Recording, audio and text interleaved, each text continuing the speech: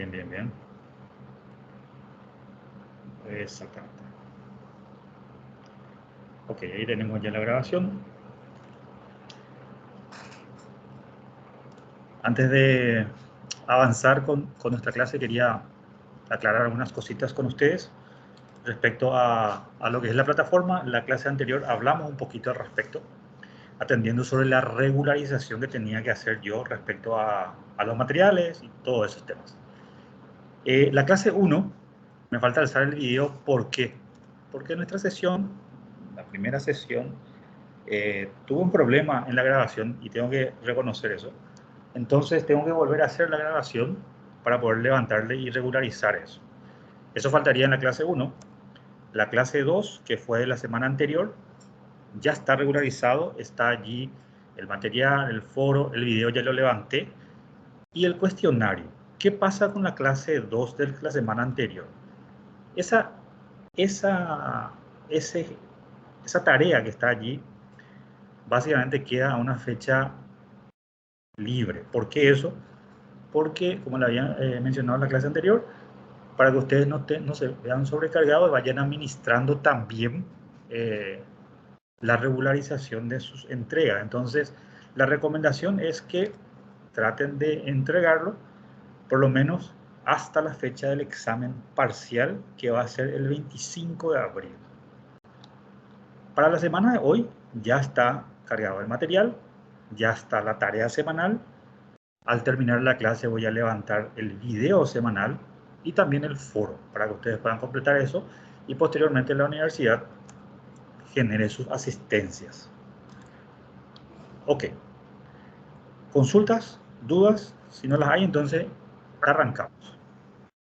Te escucho. Profe, ese video de la clase de la semana pasada acabaste de alzar porque hoy a la mañana no estaba todavía.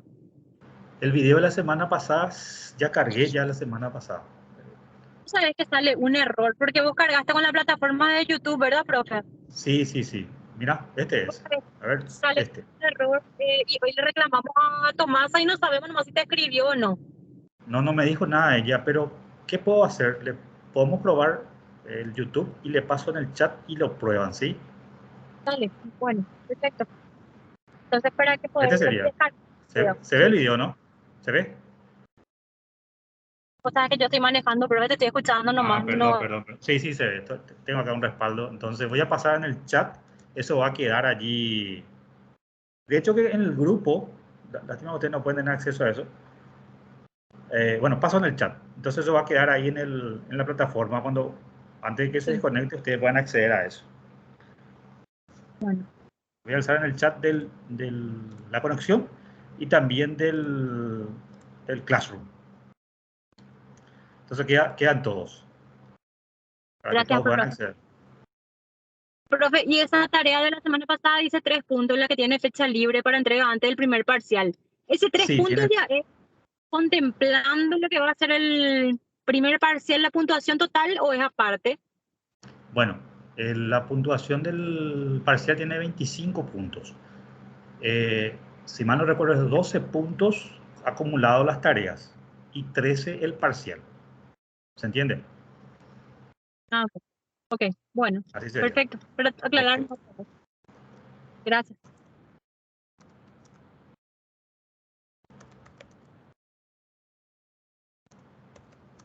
Voy a lanzar el link de la clase anterior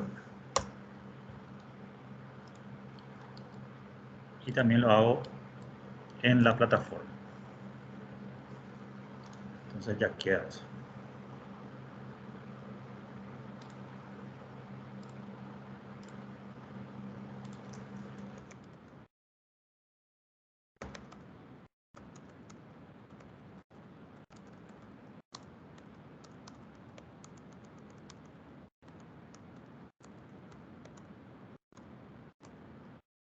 Ahí está.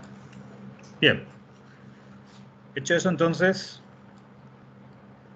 pasamos al siguiente avance de nuestras tareas. Ok, hoy vamos a hacer una recopilación, como le dije, vamos a entrar un poquito en calentamiento mientras que otros se conectan y si no, nos va a servir para ajustar las partes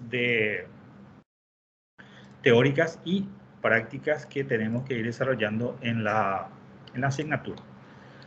En nuestra sesión anterior empezamos a trabajar sobre las introducciones que tiene y qué significa las finanzas internacionales. Y básicamente las finanzas internacionales dijimos que es un área de conocimiento donde combina dos elementos.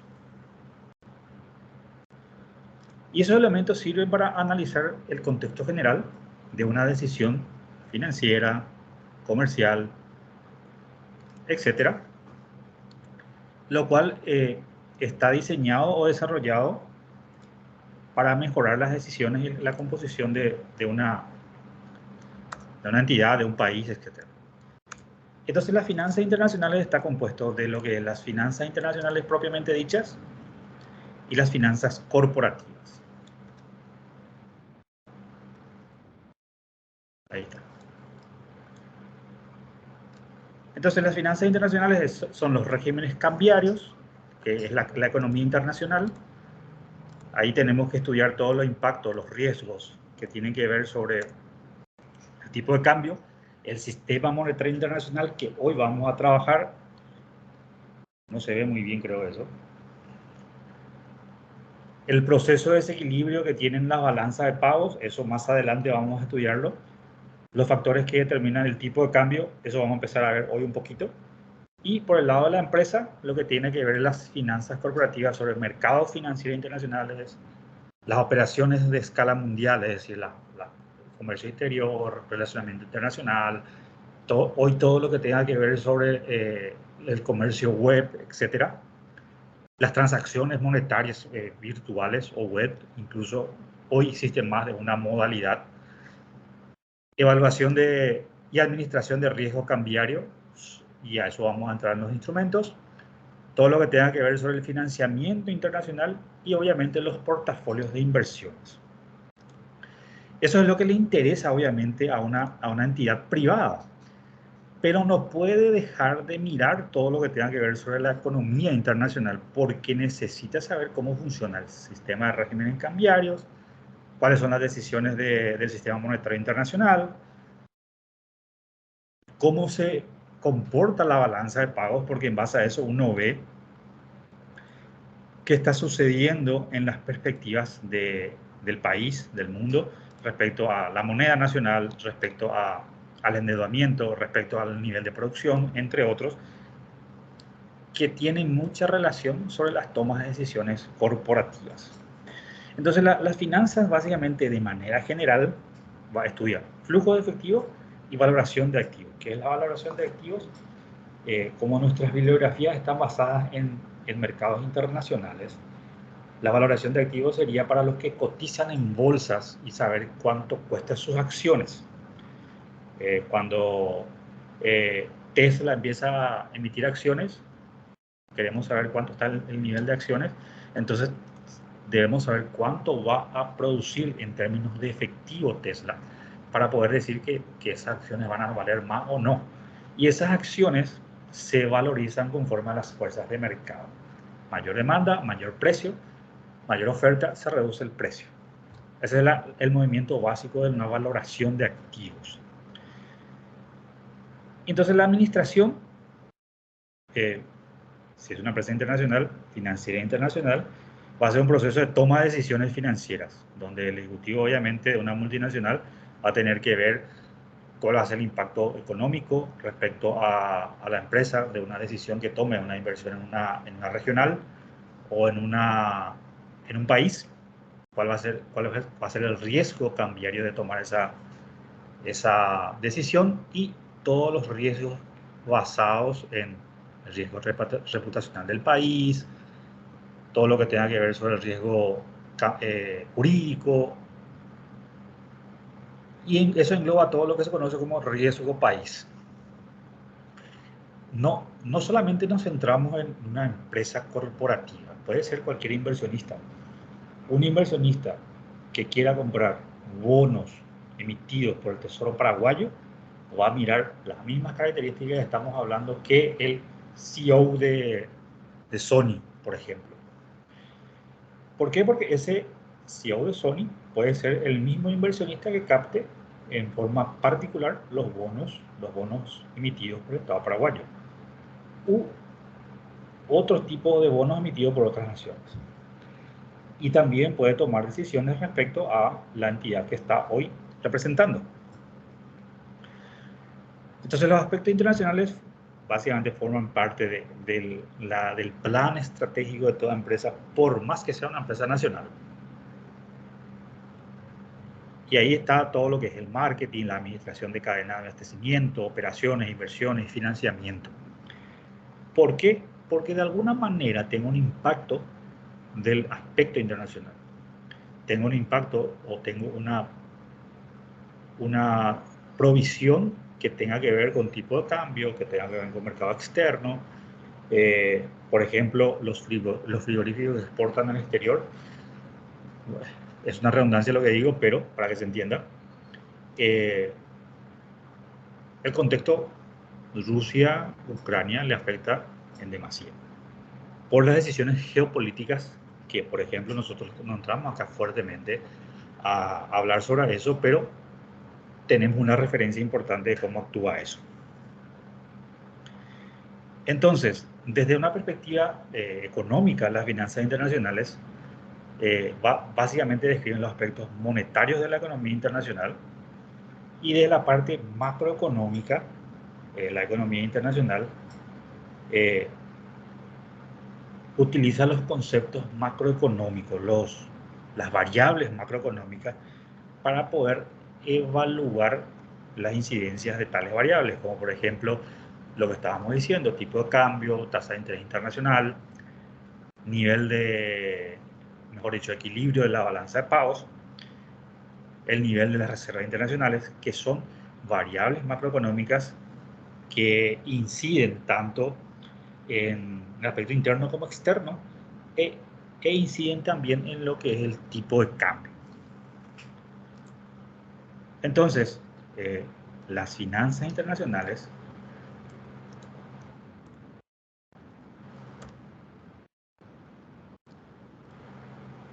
tienen una semejanza muy cercana a lo que son las finanzas domésticas, excepto una diferencia básica, una diferencia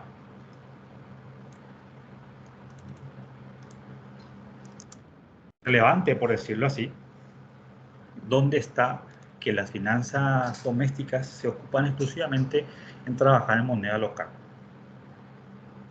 Si yo cobro mi ingreso o mis ingresos en moneda local, pues por lo general evalúo todo en moneda local. Si mis ingresos están valuados en moneda extranjera y mis gastos en moneda local, voy a estar dependiente a las variaciones que tienen tanto el efecto de la moneda local, de la moneda extranjera, respecto a la moneda local.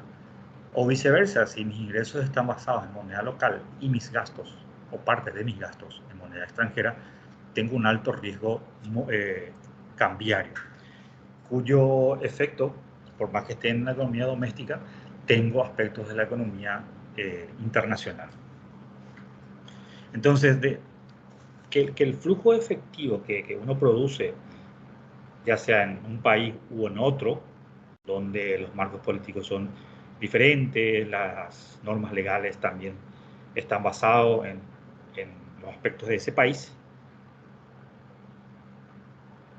todo el contexto de análisis tiene que estar generado en lo que es ese país o ese destino de inversión. Y allí tenemos, por ejemplo, todo lo que es impuestos, leyes laborales, presión impositiva, la posibilidad o las políticas de mercado del gobierno. Uno no va a ir a hacer inversiones en un país donde hay alto riesgo de nacionalización de inversiones, por ejemplo, porque uno pierde ahí el potencial de inversión. Ya hablamos de lo que es el riesgo cambiario, del tipo de cambio, que está implícito en toda operación que tenga relacionado en los cambios de moneda, que son en el mercado cambiario. Y en lo que se conoce también en las imperfecciones del mercado.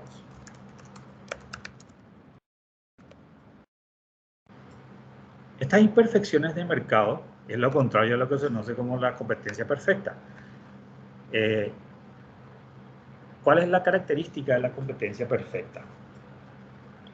Donde existen varios compradores y varios vendedores. El precio está dado, es decir, no es que alguien puede venir y regir el precio, está dado por el mercado. Existe simetría de información, o mejor dicho, no existe asimetría de información. No existen barreras de entrada no superables. Y cuando no se cumple cualquiera de esas condiciones que estamos mencionando, ya se produce una imperfección del mercado. ¿Por qué? Porque si existe una regulación donde se puede armar un monopolio o puede crear unos cárteles donde prácticamente es un pseudo monopolio, allí hay un problema en el mercado. ¿Por qué? Porque ellos pueden tomar gran parte del mercado y tener incidencia sobre el precio. ¿Qué pasa en varios sectores? Por ejemplo, el sector del petróleo, ¿no? ¿Por qué? Pues no son muchos los oferentes y pueden llegar a coludir. Y eso se da en el mercado interno como en el mercado externo. Entonces, el objetivo de cualquier dirección de empresa básicamente es poder aumentar el valor de su empresa. Es decir, yendo a una cotización nuevamente en el mercado de valores, cuanto más valor tenga sus acciones, va a tener más poder en el mercado porque las personas van a querer demandar más esa acción o ese bono y va a querer formar parte de esa corporación, de esa empresa. Entonces, si el valor de la empresa, y ahí entramos en el concepto de lo que es valor presente,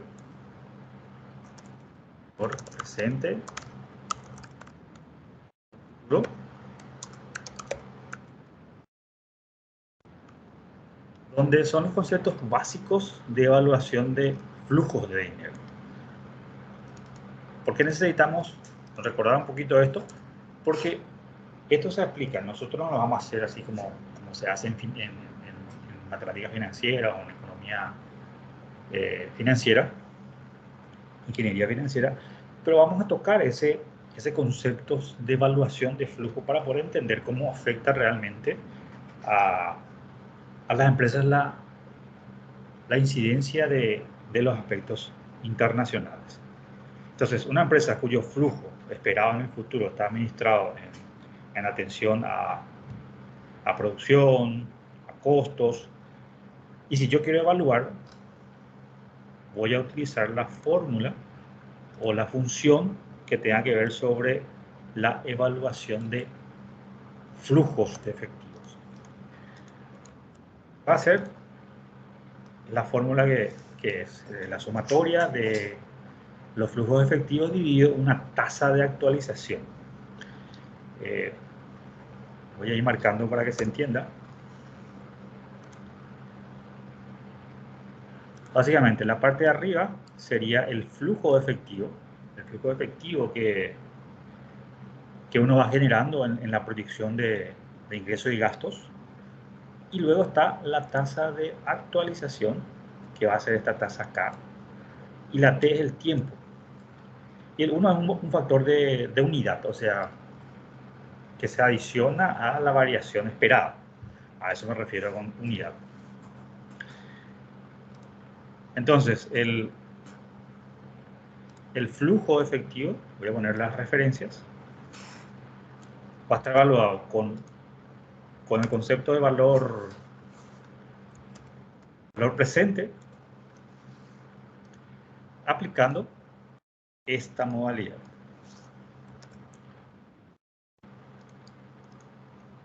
Voy a agrandar un poco más. Donde tengo que el numerador es el valor esperado de los flujos efectivos netos del periodo T. Puede ser periodo 2021, puede ser periodo 2022.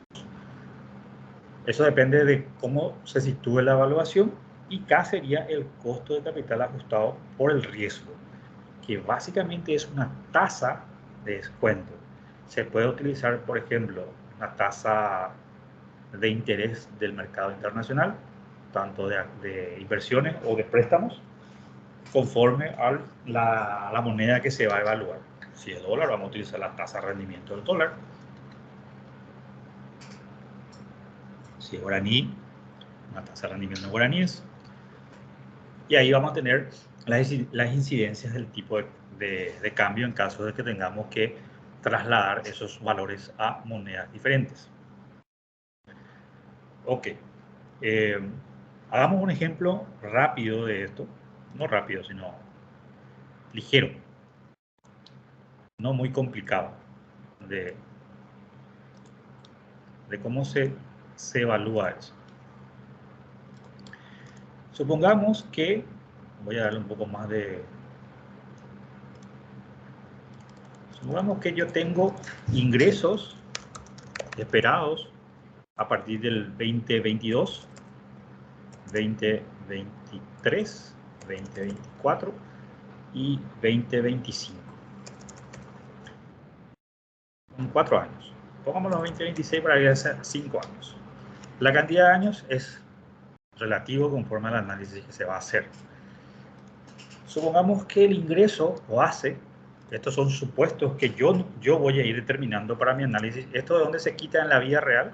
Pues se quita de los proyectos que se va a hacer, de la expansión que se necesita hacer, de estudio del mercado que se llegó a hacer, de los datos del proveedor que te llega a facilitar.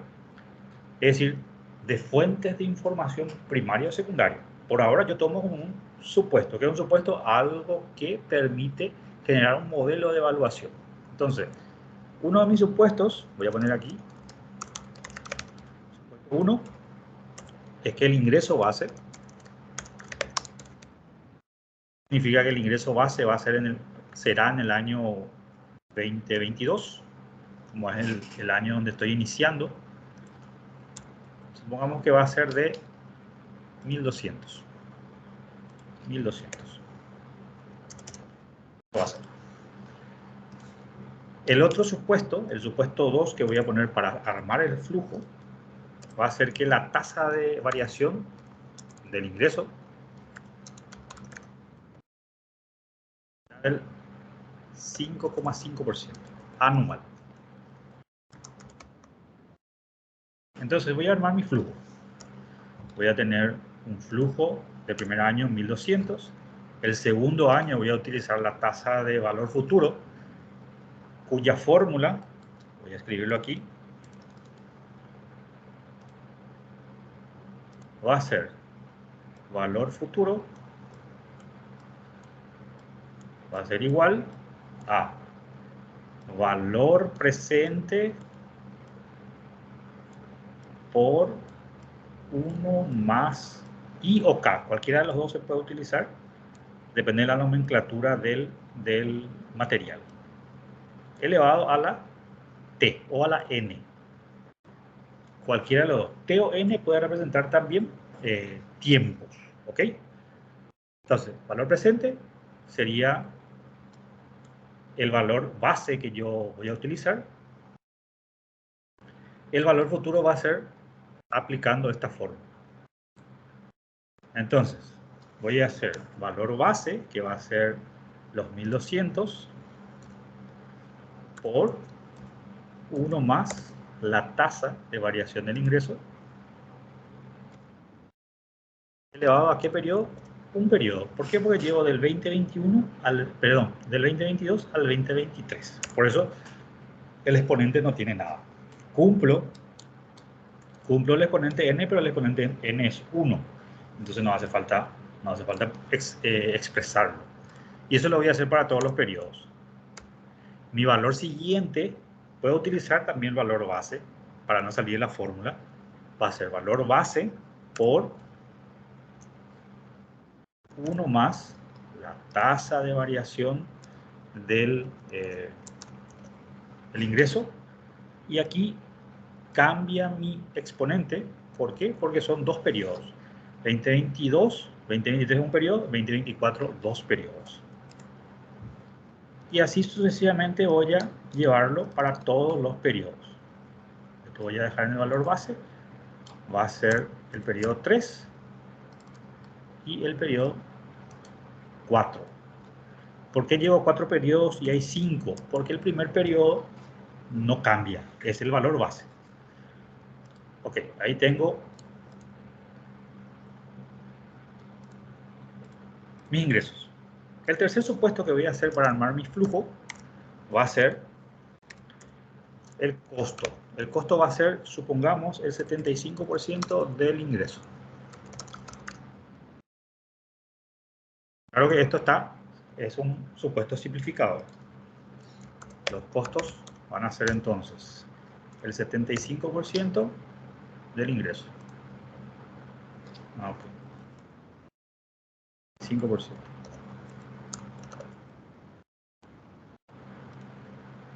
Esos son mis costos, que sería el ingreso por el 75%. Así de simple. Y luego voy a tener mi saldo de caja, o mi flujo de caja, mi saldo de flujo de caja, mejor dicho. Saldo de flujo de caja va a ser la diferencia del ingreso menos el gasto. Aquí, si ustedes quieren exponer el tema de impuestos, gastos varios, etcétera, también se puede poner, pero nosotros estamos simplificando nomás para ver cómo se calcula la valuación final. Y aquí voy a hallar lo que vimos en nuestra fórmula, que va a ser los flujos efectivos dividido la tasa o el costo de capital ajustado. Esta misma fórmula vamos a utilizarlo. Voy a llevar la fórmula a modo de que se quede ahí en la grabación cuál usamos. Hágalo en el Excel.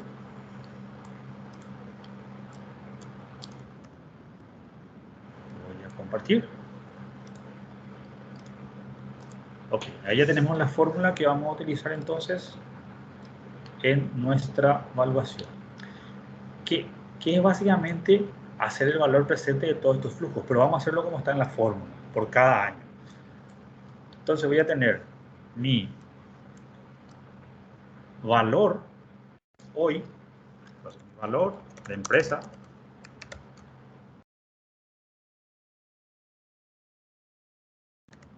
que va a ser mi fórmula, el flujo dividido, abro paréntesis, 1 más la tasa de descuento que tenga que hacerlo, y esa tasa de descuento va a ser este supuesto que trabajamos ahora, el 5.5. A la misma tasa que crece podemos aplicar la tasa de descuento. Esta tasa, recuerden que es un dato que se tiene que conseguir, ya sea conforme a la moneda, el sector en el cual se va a invertir, el país, que es una tasa de rendimiento. Por ahora nosotros usamos la misma tasa. Elevado a un periodo. ¿Por qué? Porque está exclusivamente acá. Ok, hay un tema muy importante que hay que tener en cuenta, que este de 2022 hoy no hace falta llevarlo a valor presente, porque si yo llevo valor presente, así como estoy escribiendo la fórmula, voy a llevar al 2021 y no hace falta. ¿Por qué? Porque ya está valor presente. Entonces, el primer flujo, atendiendo que es 2022, no va a ser necesario actualizar. El segundo flujo sí. Entonces, ahí sí vamos a aplicar la fórmula correctamente. El saldo del flujo dividido 1 más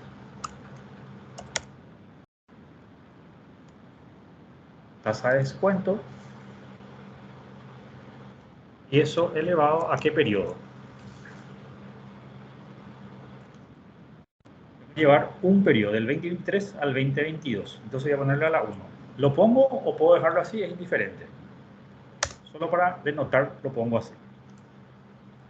Lo mismo va a ser para el 2024. Voy a llevar 2023 y 2022. 2 periodos voy a llevar. Voy a escribir por una segunda vez y luego ya voy a arrastrar. 1 más un 5.5 elevado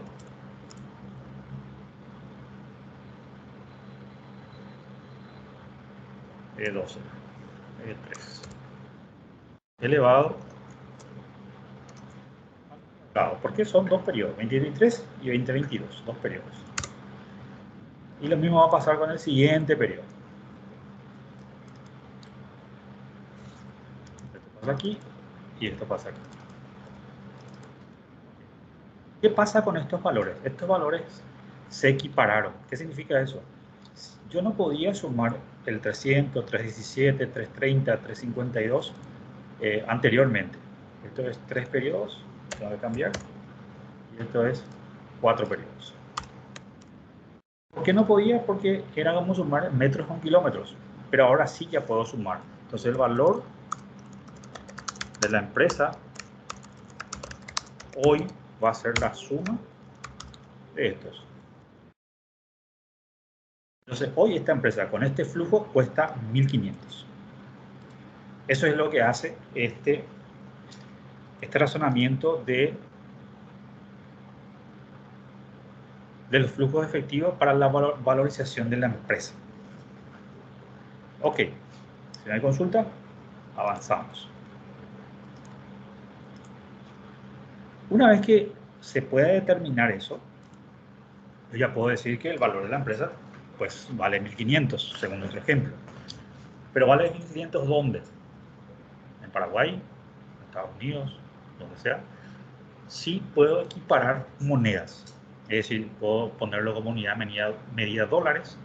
Si lo voy a hacer en transacciones de dólares, tiene que ser todo así. Si va a ser una exportación de capital, pues voy a tener la incidencia del tipo de cambio y ahí va a depender del tipo de cambio, que más adelante lo vamos a ver. Por lo tanto, esa valoración siempre va a estar supeditado a los contextos del sistema monetario internacional. Pero necesito saber cuál es realmente el proceso de generación del flujo de caja de la empresa, de la inversión o cualquiera del contexto del cual se está evaluando.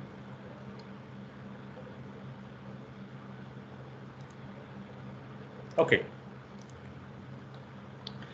¿Qué es lo que engloba ahí la importancia del por qué saber nosotros esto que estamos generando aquí?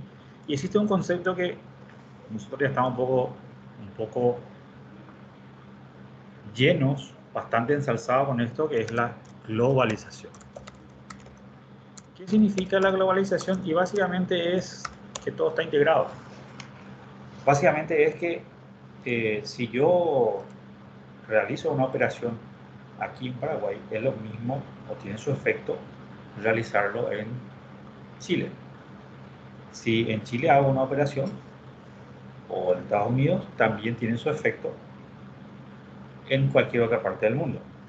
Es decir, las decisiones macroeconómicas de cualquier región tienen su incidencia al resto del mundo. ¿Por qué? Porque están todos entrelazados y eso es básicamente la globalización.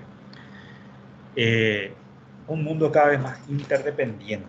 Este es un concepto que básicamente ya está bien internalizado en todo el contexto mundial.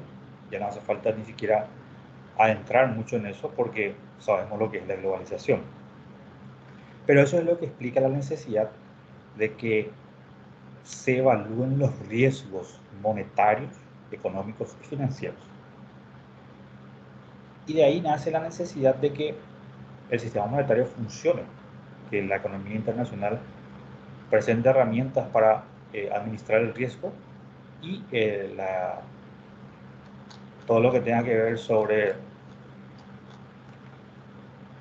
las finanzas corporativas estén desarrolladas para administrar los instrumentos de gestión de riesgo, para tomar decisiones. Es decir, un instrumento de gestión de riesgo es el flujo de caja, por ejemplo, lo que estábamos viendo recientemente.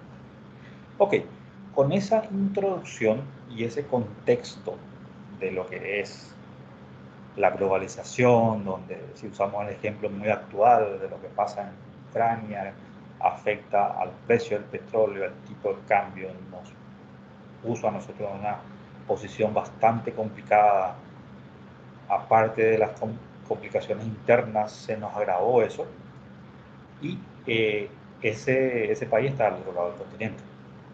Entonces, sí tiene mucho efecto cualquier movimiento que tenga que hacer un país cuya trascendencia es importante. Por ejemplo, la decisión de que Estados Unidos intervenga, que China lance un nuevo producto, que China compre acciones en Estados Unidos de manera masiva, que inyecte capital, que demande mayores dólares, que tenga mayor incidencia, por ejemplo, en el mercado estadounidense, que Estados Unidos ponga industrias en China, pues eso genera una interacción sumamente importante respecto a las incidencias tanto de toma de decisiones de inversiones y de lo que es el proceso de finanzas internacionales. Ok. Esa introducción, vayamos a lo que nos centra hoy en nuestro encuentro, que sería el sistema monetario internacional y los regímenes cambiarios. El sistema monetario internacional es como un conjunto de redes que opera a través de sistemas. Uno de ellos es el SWIFT, por ejemplo, cuando se mueve dinero, se hacen las transacciones. Es necesario para poder concretar todo lo que tenga que ver sobre los movimientos internacionales. Por lo tanto, ese sistema monetario internacional debe estar o debe ser seguro, debe ser confiable. Si no es así, las personas no van a querer operar en el sistema monetario internacional, y no solamente no van a querer operar, sino va a ser un problema generar movimientos económicos. Dentro de ese sistema monetario internacional están los regímenes cambiarios. Voy a redundar esto, ¿sí? ¿Qué es el sistema? Dentro del régimen, de los regímenes cambiarios está el sistema monetario internacional. ¿Y qué es el sistema monetario internacional? Y es otra cosa que el marco institucional que establece la forma de pagar en forma internacional, gestionar esos flujos de capital y determinar el tipo de cambio entre las diferentes monedas. Eso hace el sistema monetario internacional. Y eso funciona automáticamente. Nadie se preocupa de que si realmente está correcto la forma que hace, si genera lo suficiente ventaja para alguien o no, sino básicamente funciona de forma automática. No hay otra preocupación debido a que este sistema está dentro de los parámetros necesarios para generar el comercio internacional o las transacciones internacionales. Y allí tenemos instituciones, acuerdos, mecanismos de cooperación, reglas monetarias, políticas monetarias, a modo de que los estados puedan interactuar bajo reglas entre cada uno de ellos. Pero si no, va a ser un caos.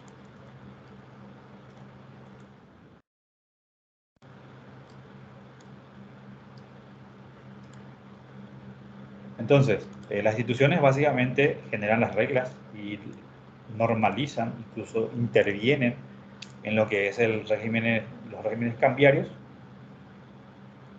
Los acuerdos permiten hacer flujo de capital, flujo de comercio, los mecanismos para poder pagar, las reglas, cómo se van a hacer las transacciones, cuáles son los documentos, se estandarizan, y las políticas, obviamente, los permisos para hacer las comercializaciones. Hay países que no permiten hacer ventas de ciertos productos en sus territorios. ¿Por qué? Porque atenta a su producción nacional, y eso también genera un problema. Entonces, para que funcione el sistema internacional, monetario internacional, básicamente es necesario que haya un alto grado de cooperación primeramente. Por eso que se crean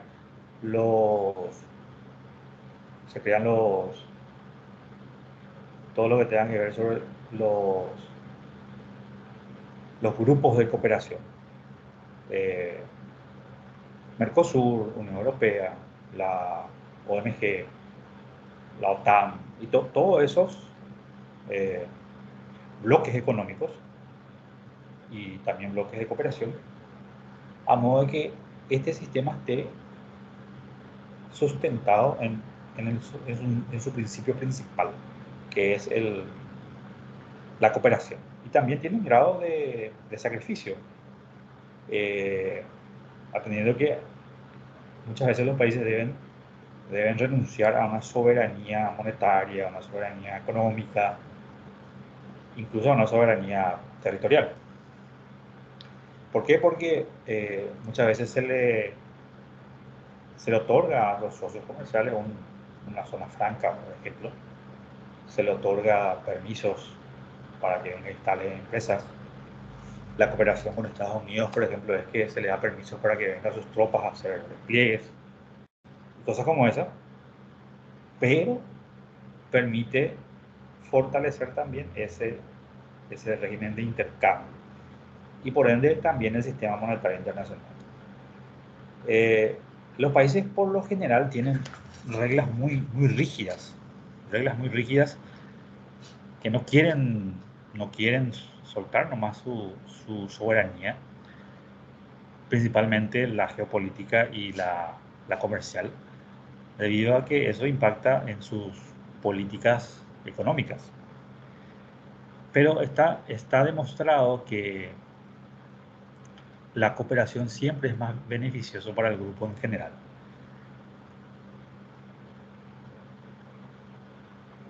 La regla de ventaja comparativa, la que se estudia en finanzas internacionales, demuestra que a medida que se coopera y uno se hace más experto en lo que mejor genera que la cooperación siempre genera mayores beneficios. Y eso se da incluso en la vida cotidiana.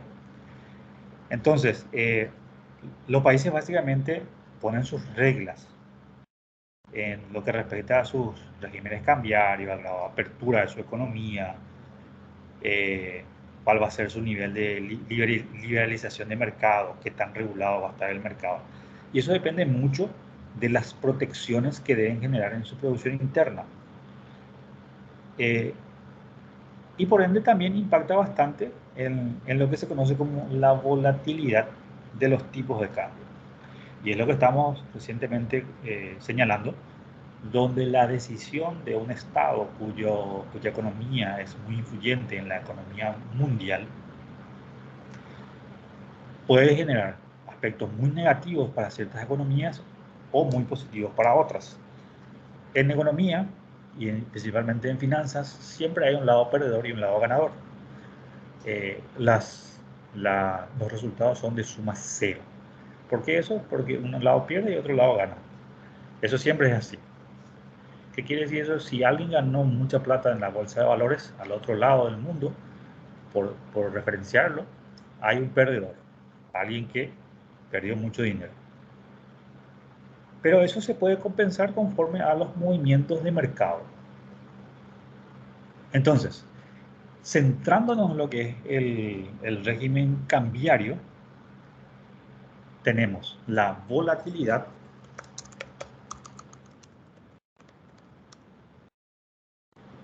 del tipo de cambio. Voy a agrandarlo un poco más.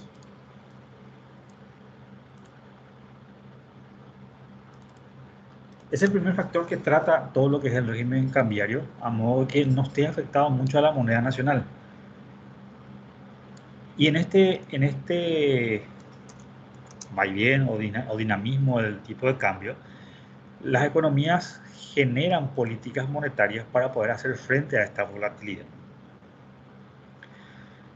Utilizan varias herramientas y la principal es la política monetaria.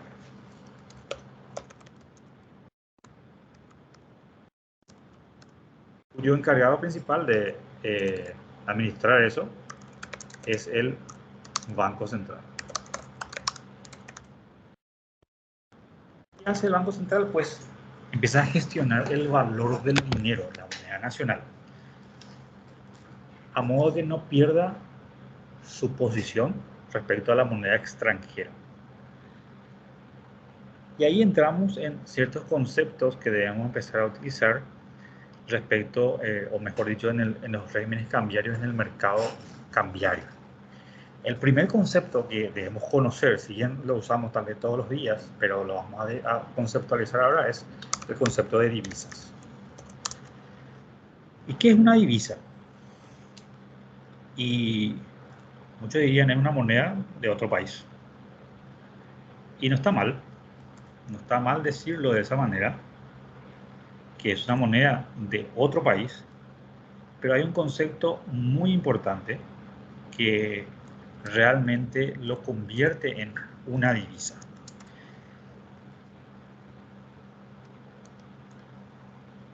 Porque si yo solamente digo es una moneda de otro país, pues es solo eso. Sin embargo, una divisa es convertible. Es decir, puedo intercambiar en el mercado cambiario. ¿Cuál podría ser una moneda que no es convertible? La moneda de Corea del Norte, por ejemplo. El peso cubano interno no es una moneda convertible. Ellos básicamente utilizan el dólar para poder comercializar.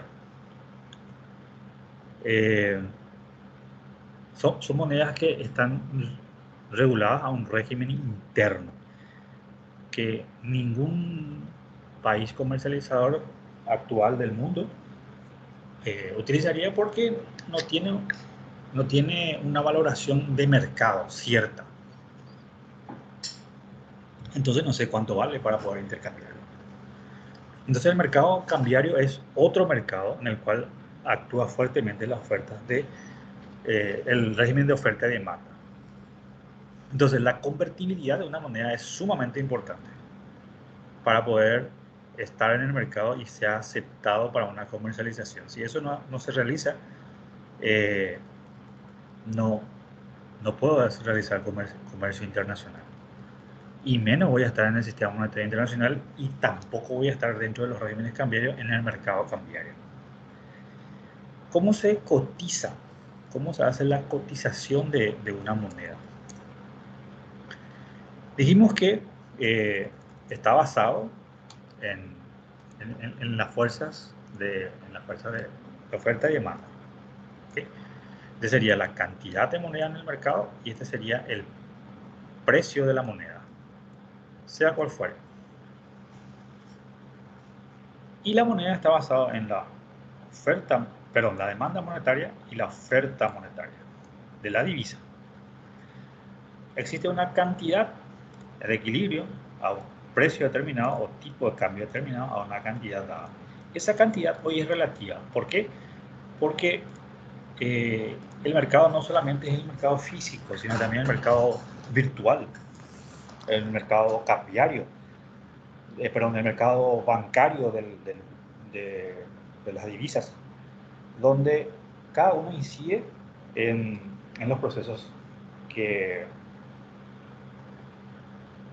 cada sector tiene incidencia.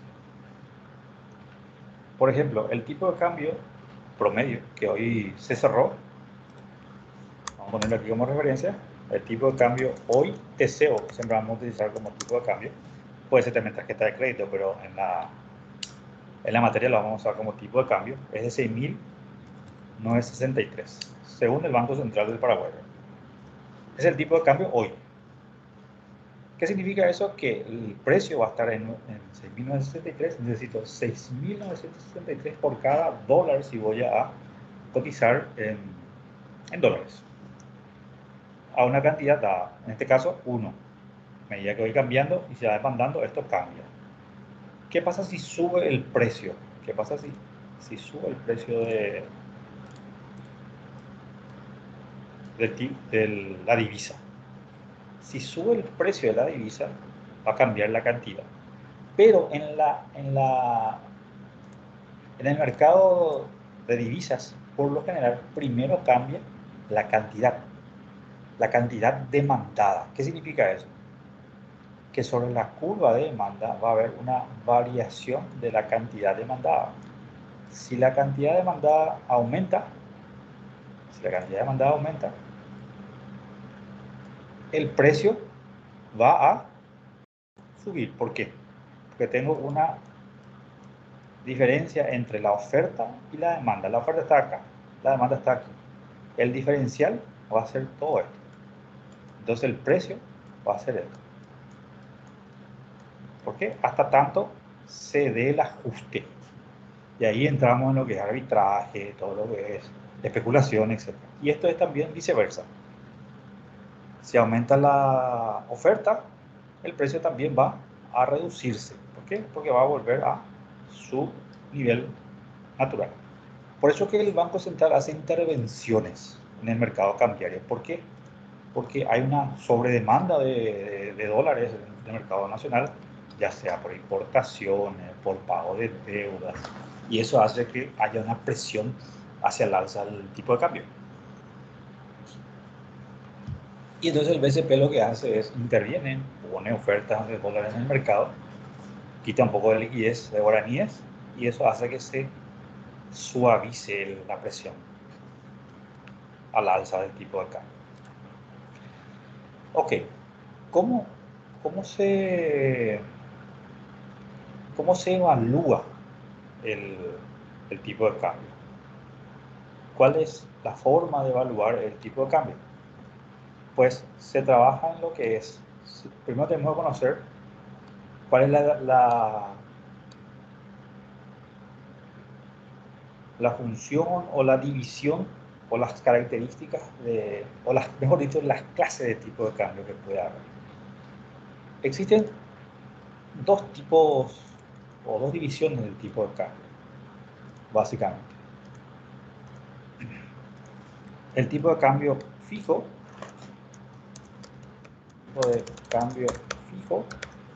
y el tipo de cambio variable. Ok, Paraguay, ¿dónde está? Paraguay está en el tipo de cambio variable. Ok. ¿Qué es el tipo de cambio fijo?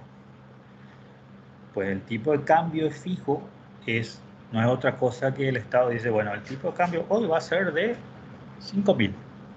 Ya está, no hay problema. Todo el mundo empieza a comercializar en 5.000. El tipo de cambio variable es lo que en el mercado internacional se está dinamizando conforme a estas fuerzas. Si el tipo de cambio tiene que ser 6.960, pues el tipo de cambio va a ser 6.660. Nadie va a intervenir. Y ahí estos dos factores es lo que se conoce como regímenes cambiarios. Es decir, existen dos regímenes cambiarios. El tipo de cambio fijo y el tipo de cambio variable. Vamos a ver ahí.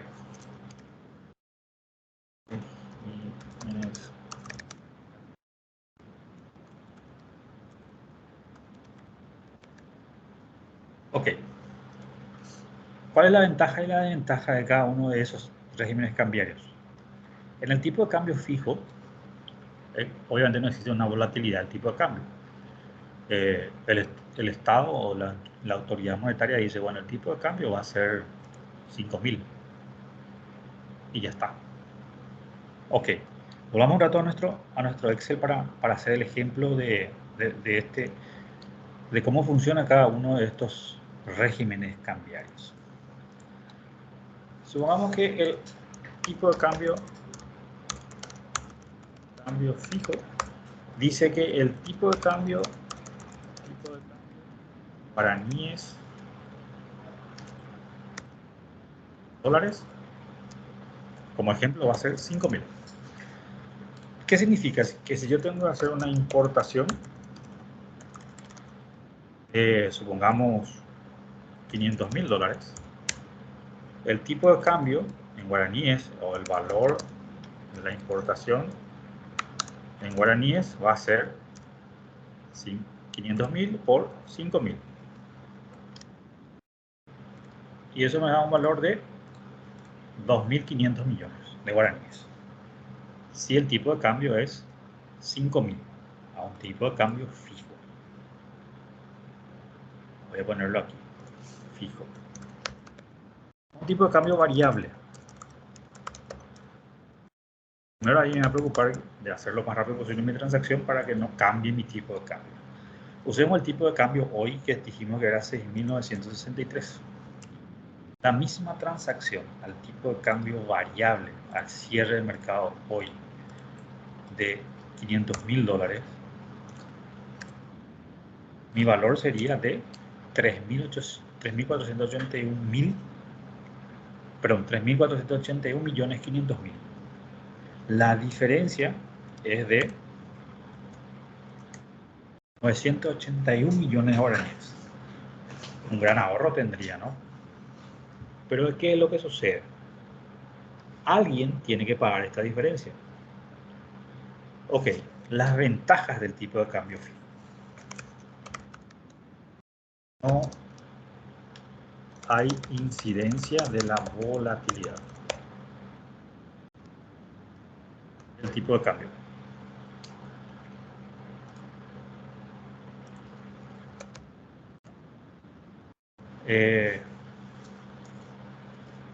Esa es una de las ventajas más preponderantes del tipo de cambio fijo. Y la desventaja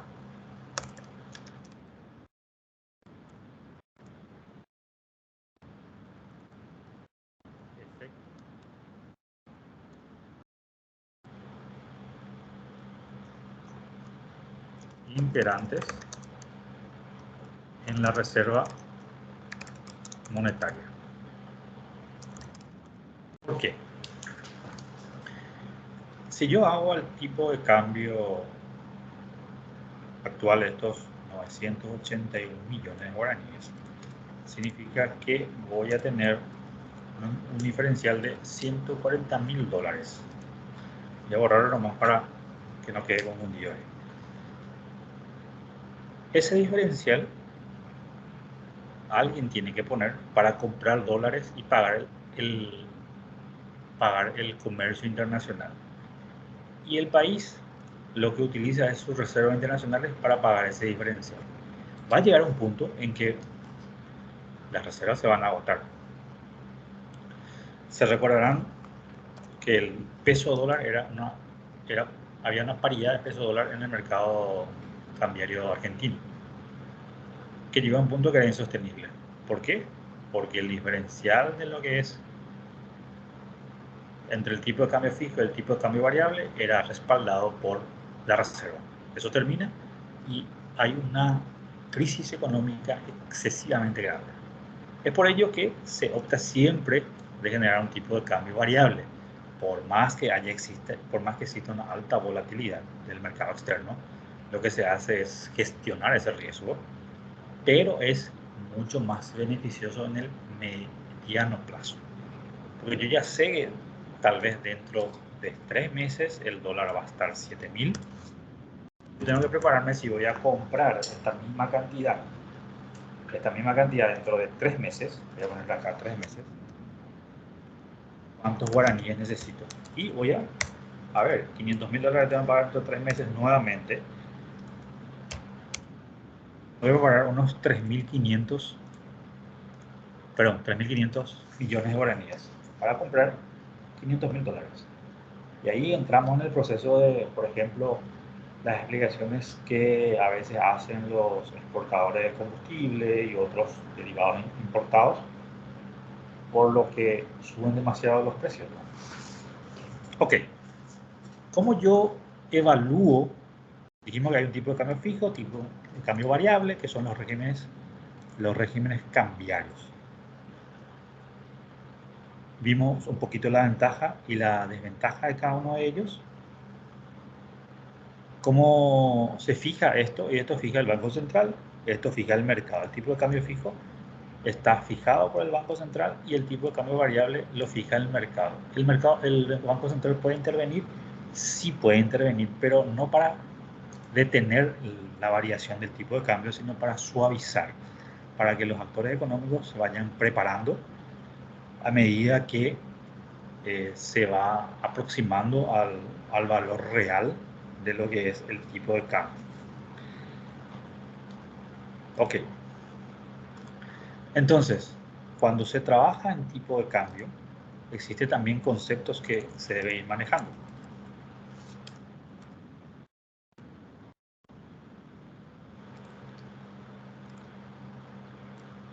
Dentro de ese régimen cambiario, una variación del tipo de cambio conforme al régimen cambiario, por ejemplo, del régimen cambiario fijo, se dice que la moneda tuvo cuando se reduce el valor de la moneda, tuvo una devaluación. Cuando se incrementa, tuvo una revaluación. En el tipo de cambio flexible se dice que cuando se pierde su valor hay una depreciación y viceversa una apreciación. Por ende que cuando yo uso estos conceptos, digo devaluación, significa que me estoy refiriendo al tipo de cambio fijo. Si digo depreciación, me estoy refiriendo al tipo de cambio variable. ¿Por qué existe esa diferencia? Vamos otra vez al Excel. A nuestro ejemplo del tipo de cambio fijo y tipo de cambio variable. Si la autoridad monetaria, que es el Banco Central, decide reducir el tipo de cambio de 4.500 a, perdón, de 5.000 a 4.500, significa que va a necesitar menos guaraníes para comprar dólares. Eso significa que hubo una valuación del tipo de cambio fijo. Necesito menos guaraníes para comprar dólares. ¿Qué pasa si en nuestro ejemplo de tipo de cambio variable, el mercado ahora dice que el precio guaraní de dólar es de 6.850? Hubo una apreciación del tipo de cambio local, de la moneda local, del guaraní. ¿Se entiende? Viceversa, si en el tipo de cambio fijo hay un incremento del valor de la divisa, de 5.000 a 5.500, hubo una devaluación.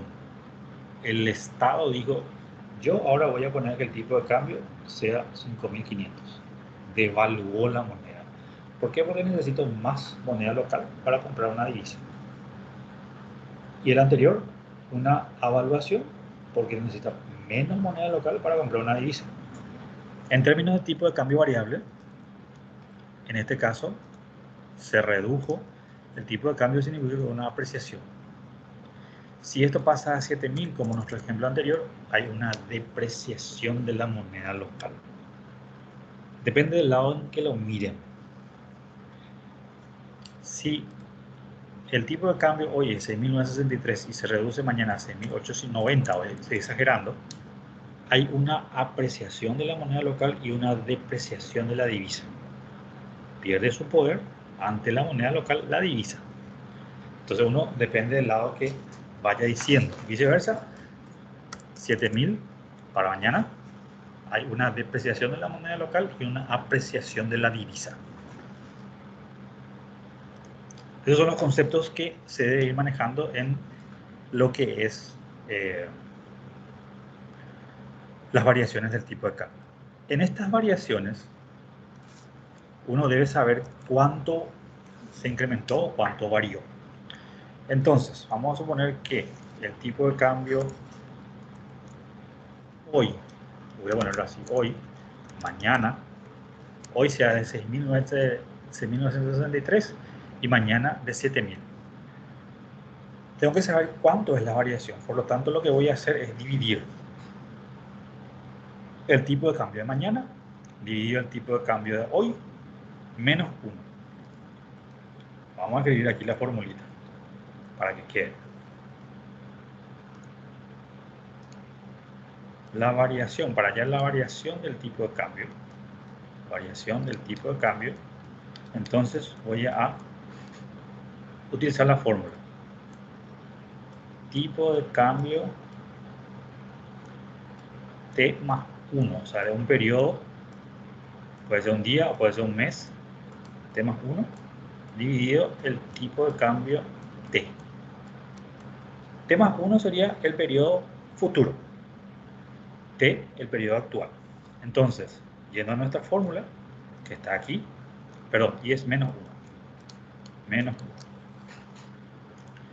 Voy a borrar esto y voy a hacer más corto para que no se confunda, porque es así la fórmula. Ahí está.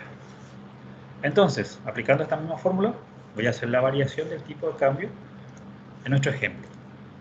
Va a ser el tipo de cambio T más 1 del periodo futuro, mañana, dividido el tipo de cambio actual, hoy, menos 1. Y esto, si quieren verlo en porcentaje, lo hacen por 100. Si lo hacen en Excel, le ponen en porcentaje y entonces el tipo de cambio va a apreciarse en 0.53%. O la moneda nacional se va a depreciar en 0.53%. ¿Ok? Si tienen consultas, pues lo hacen. Entonces, de esas variaciones del tipo de cambio depende el equilibrio interno, que es básicamente cuando la producción local utiliza todos sus factores productivos a una determinada tasa de intercambio o de mercado de tipo de cambio. Tasa de intercambio es importación-exportación, ¿sí? Para que vayan generando el concepto. Que más adelante vamos a entrar en detalle en eso porque vamos a ver la balanza de pago. Entonces, el equilibrio interno es cuando se produce utilizando todos los factores productivos, es decir, pleno empleo, y hay una estabilidad del precio, es decir, no hay inflación. Y el equilibrio externo significa cuando hay una posición sostenible de cuenta corriente. Voy a describirlo también aquí para que quede en el video, ¿no? Ok, entonces, dentro del concepto de regímenes cambiarios, tenemos lo que se conoce como equilibrio interno, que es básicamente alcanzar el pleno empleo de los factores productivos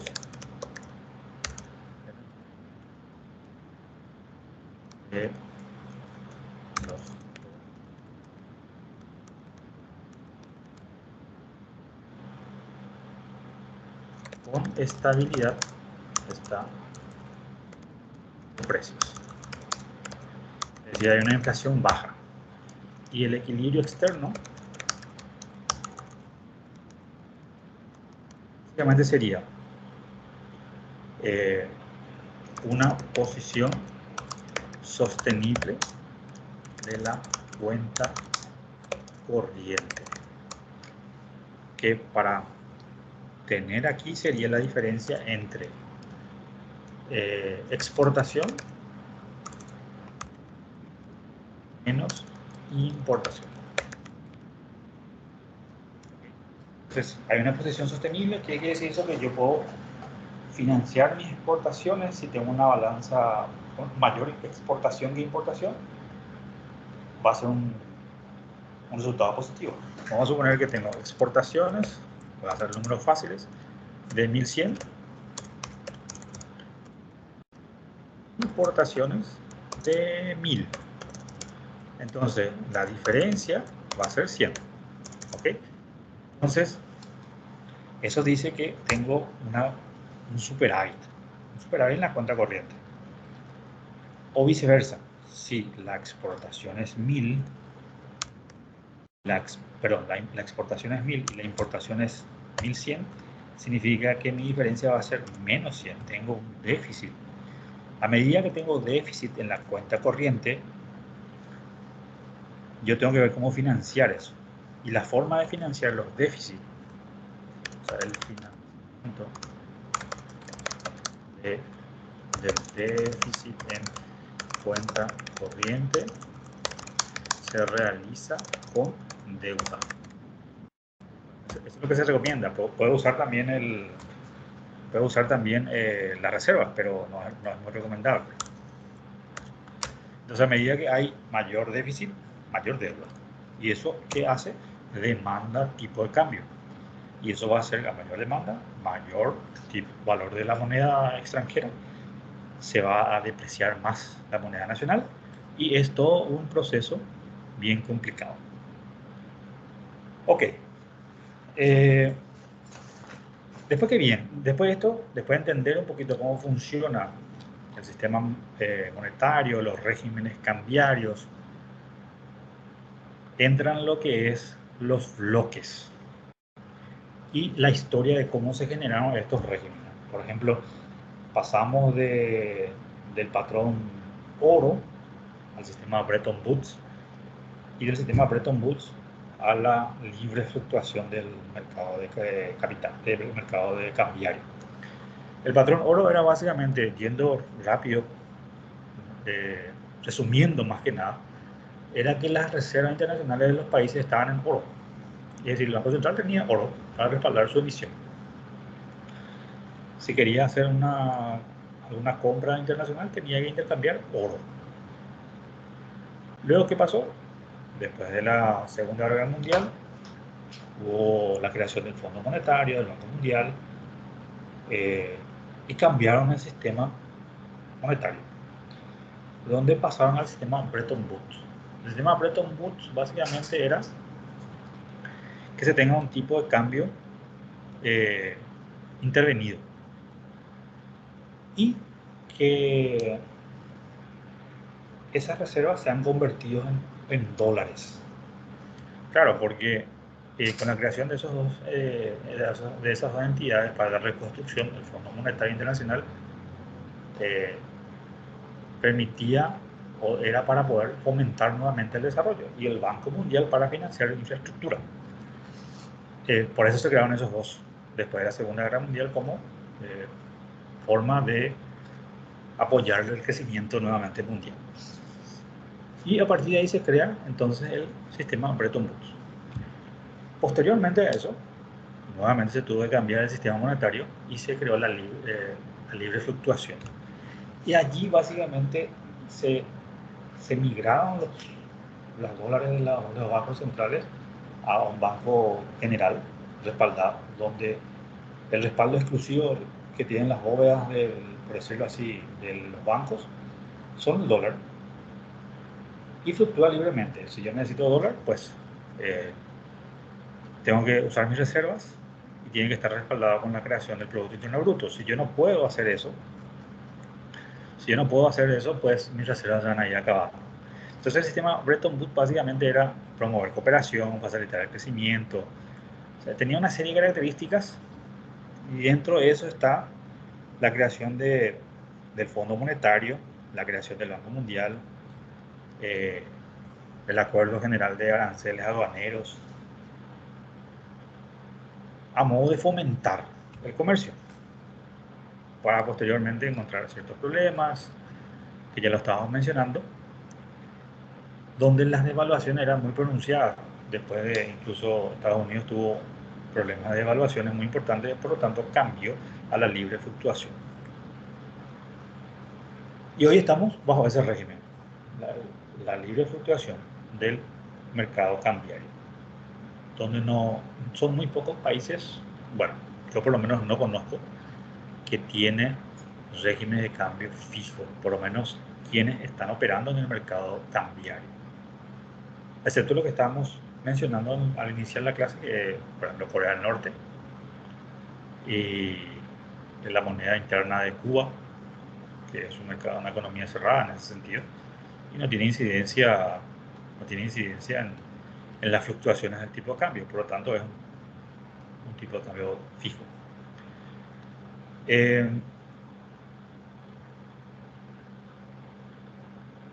Y a partir de ahí, entonces, el sistema monetario fue dinamizándose, y hoy tenemos todas las ventajas de poder hacer comercio y también las desventajas desde el punto de vista de la globalización.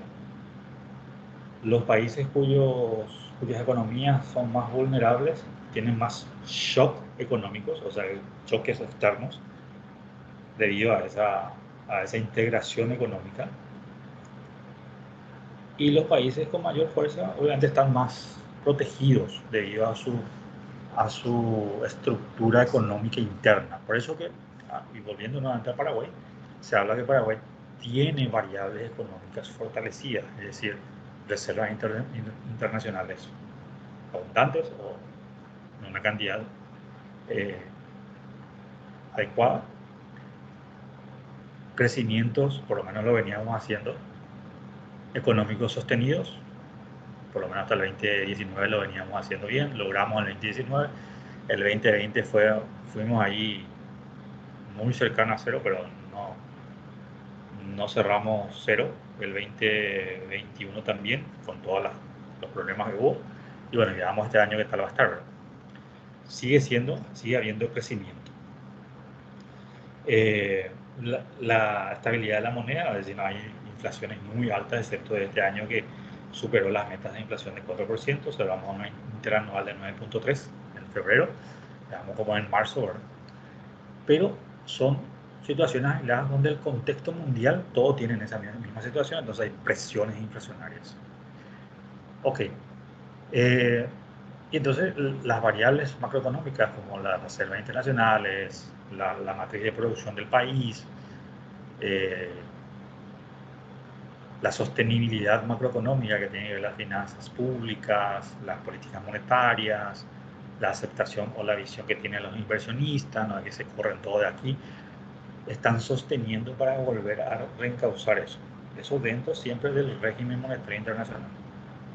Y nosotros estamos muy inmersos en eso porque somos una economía abierta, una economía que intercambia, demanda productos, oferta productos y así sucesivamente. Ok. ¿Consultas? ¿Dudas? ¿Sugerencias? Bien.